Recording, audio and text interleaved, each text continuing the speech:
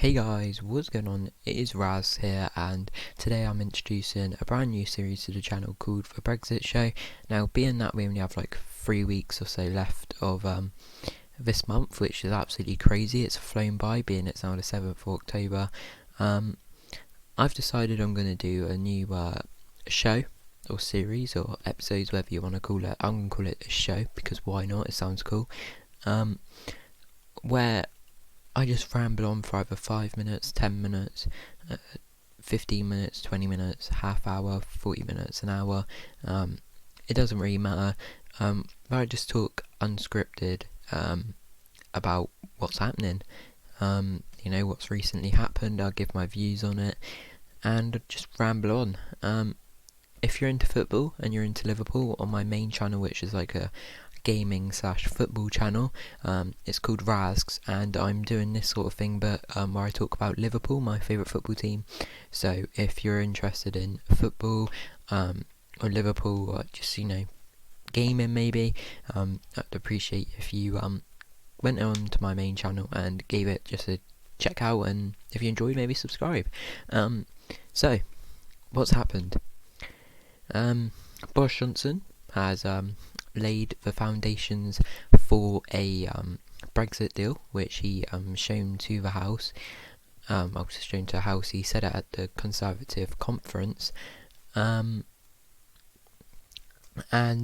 there was also a court case if Boris Johnson should go to jail if he refused to send a letter requesting an extension. That's what I want to talk about first, and then we will get on to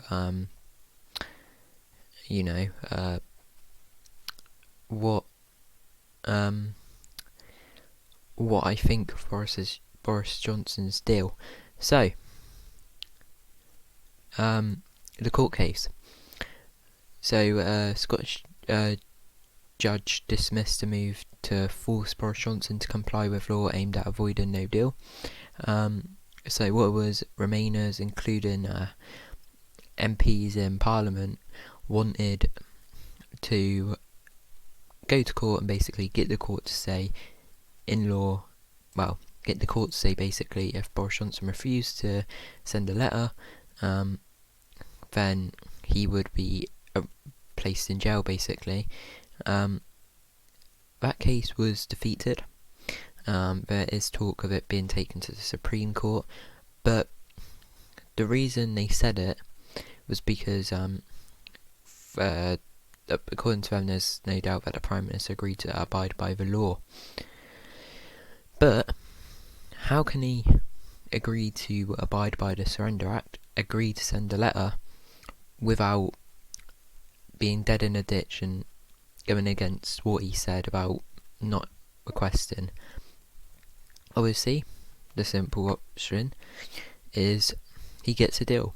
His deal, which I actually agree with and like, and if he can get it through, I'd support it, is it takes out the backstop. It gives us complete control over our trade, so it'd be a free trade deal, and our laws, so we'd no longer be under the ECJ, the European Court's jurisdiction.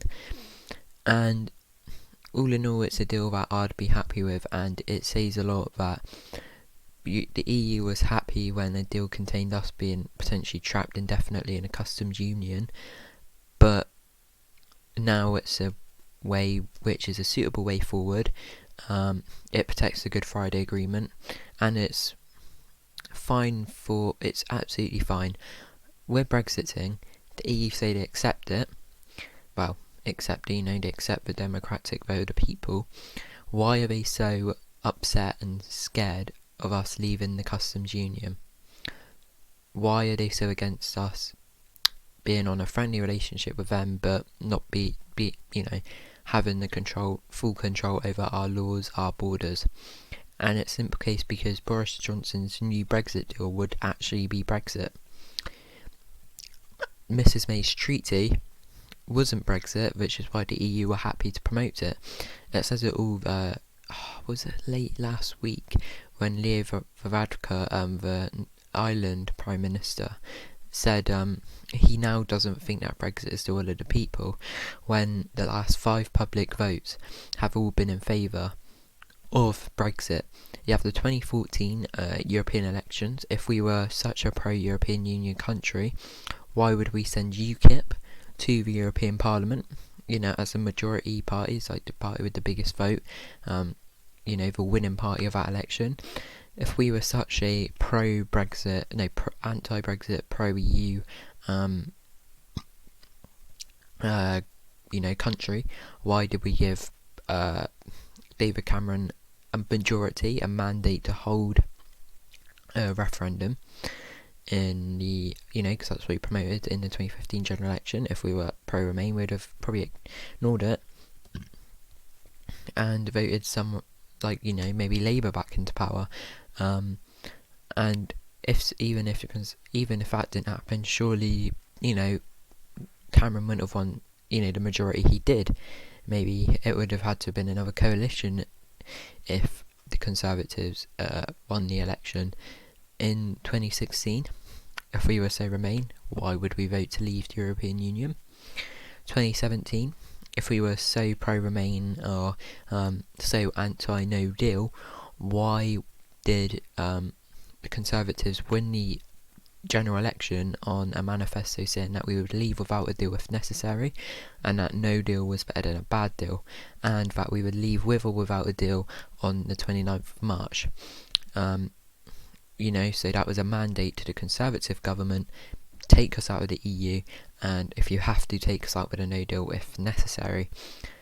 80% voted for parties who wanted to implement the Brexit result. So 80% of the voters of 2017 voted for parties that would deliver the Brexit result, meaning only 20% of voters voted, against implementing Brexit. 2019, Brexit Party winning the European elections. Now, as we all know, we sent the Brexit Party to European elections. There's been this big talk of people changing their mind. We're a Remain country, pro-Remain. If that's the case, why did the Brexit Party wipe the floor in the elections? I hear this rubbish argument, pointless argument about, well, if you combine Liberal Democrats, Green Party and all of that lot votes together, it gets more than the Brexit Party. What they're saying is, if you combine 4 parties, you finally manage to beat one party. But if you put the Brexit Party, UKIP and Conservatives against all the other Remain parties, Brexit still wins. And you're probably saying, well, what if you include Labour? At that point, Labour wanted to implement Brexit, but they also didn't want to do no deal. So you couldn't say they were a Remain party because they wanted to implement Brexit. This was before they came out as a second referendum and said they would campaign to Remain. So it's before then, so you couldn't say they were a Remain party. But also you couldn't say they were a Brexit party because they, want to deliver a really soft Brexit. So that's why I'm leaving them in the middle. Because technically I could put them with the Brexit group. They want to implement Brexit at that point. But I don't count that as Brexit. So I'm leaving them in the middle. Because while, people like to say, it's legally leaving the EU. So, if it's legally leaving the EU, how can you put that with remaining?